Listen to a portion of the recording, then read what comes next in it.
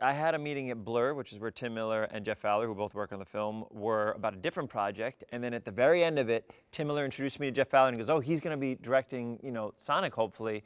And then later, a week later, they asked if I wanted to be the voice just in the test. And for me, I was so excited to be a part of the property at all. Like, I played Sonic as a kid. I'm a huge video game enthusiast, so I was like, of course. And the idea was just to do this thing. You know, they would hopefully sell it to a studio or whatever, and that was where it was going to end. But I was so excited just to do that. And I guess it went well enough where Tom Hanks wasn't available, and I got to play Sonic the Hedgehog. It was very, very exciting. I remember getting the phone call from Jeff when he said, no, we want you for the movie now. And I did one of these, yeah, when I was by myself walking down. Yeah, it was very exciting.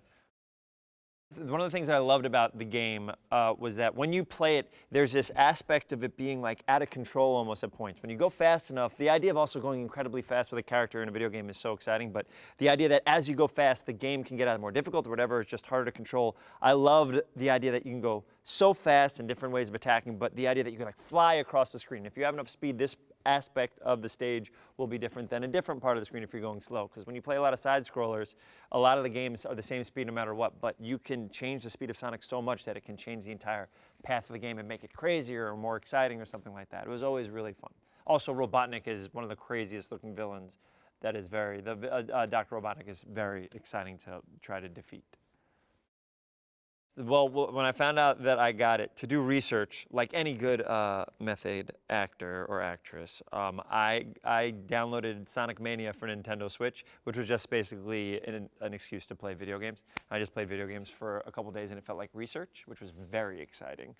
And then in terms of the voice, in my head when we were trying to figure out the voice, or even when I was doing it for the test with Jeff and Tim, and Neil, and Toby, baby, that I wanted it to feel like, because in my head, Sonic is like a kid, and he's got all this energy. He can go really fast, and he has all this energy, but also he's like a kid growing up, and so I feel like he doesn't know exactly where to put that energy. So not only when he uses his speed to get around, but also the excitement of learning things for the first time, and being on Earth, and meeting people, and stuff like that. So when he talks, which I do often, is like he talks with excitement, he talks fast, and he talks with all this energy and optimism. And I think that's where you find it. So it's kind of my voice, a little bit higher. What I do is I try to get in a room with about 150 hedgehogs. I get in the middle, and the backs of hedgehogs are very spiky, and I try to step on as many hedgehogs as I can to really get myself emotionally in a place of feeling hurt and excitement, and then I go in and record. I just hug, I lay around with hedgehogs. It's a big part of my process. It costs roughly $1 million per day, but listen, it's Paramount, baby, we got the money. And so that's kind of like how I get into the character, stuff like that. When Jim Carrey was how we learned about comedy. Things like Ace Ventura and The Mask and Dumb and Dumber, I still regard as one of the top 5 movies ever made. It is an incredible movie, but when you see this person who, you know, you just looked up to as a legend, and now he's in this film, it's incredible. And also the type of work that he's doing in this just resembles so much of the stuff that I loved when, you know, he was doing those movies when I was growing up, that it's so exciting to see. When we're watching, you know, cuts of this film, I would look at Jeff or James or Tika and be like you look at it like, oh, because he's doing these things that you remember, it like touches a part of your childhood, and it just gets you really excited. I was very, very excited. And I think he gives an incredible performance. I think it's so funny. It's very exciting to see him do that type of comedy that, I mean, he's always been funny, and even like, I think his dramatic roles are incredible, but it's just it's such an interesting feeling when you see him do the things that made you, you know, like love comedy as a kid, and see him like reinventing that and playing with that again. It's just incredibly exciting. I think one of the things that the movie does really well is that it gives you heart in Sonic, and you care about the stakes that are happening. It's kind of like this kid that doesn't really have a place to call home, and finally, I guess without giving out too much of the movie, finally finding his place a little bit in this world, and then it being stripped away from him. It's such a story where you see heartbreak within Sonic, right? So you feel for him. It's not just cotton candy and joke, joke, joke, joke.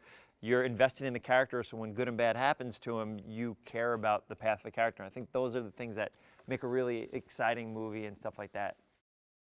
You know, it was fun to see Jeff work. This is his first movie, first feature, and he did such an incredible job. But just to see on set also, to see how funny it is, to see people act with a tennis ball or a fake Sonic, to me is very funny. very funny. But it was great to see the process and stuff like that because there's a lot that goes into it. The idea that when you wrap this film, unlike other movies, you get into editing. When you wrap this movie, now you have to create this character and what it looks like and what it feels like and the emotions. Even when I was recording, I had a billion dots on my face and we did this motion capture thing. So to see it in the raw form and then to watch the process throughout, it's so exciting. Jeff Fowler was incredible. I love Jeff Fowler for many reasons. First of all, wonderful sneaker game. Second of all, incredible human being. Third of all, he loves Sonic. He loves it. The choices that are made in rewriting the script and directing are all done with such care from Jeff. And it was so exciting because this is his first feature and he did such a good job on it. But to be with someone who loves the property so much, it makes it exciting. You see it through his eyes. Every aspect of everything he does is done with such care and such love. I was so excited to see him do this film and to succeed on the level that he did.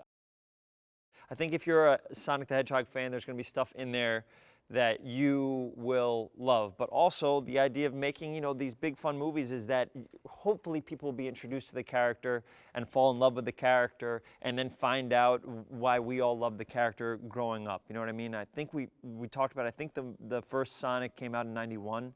And so it's kind of a whole new generation for people who didn't grow up with those things to see it. So I think it's really exciting. It makes me excited that people, that is my generation of video games. That's, I was 10 years old. It was all, only played video games for decades. So it's exciting to feel that and brings me back to my childhood, but also introduces it to a different generation and stuff like that. So I think it'll be really exciting. And I think people who like Sonic the Hedgehog will enjoy this.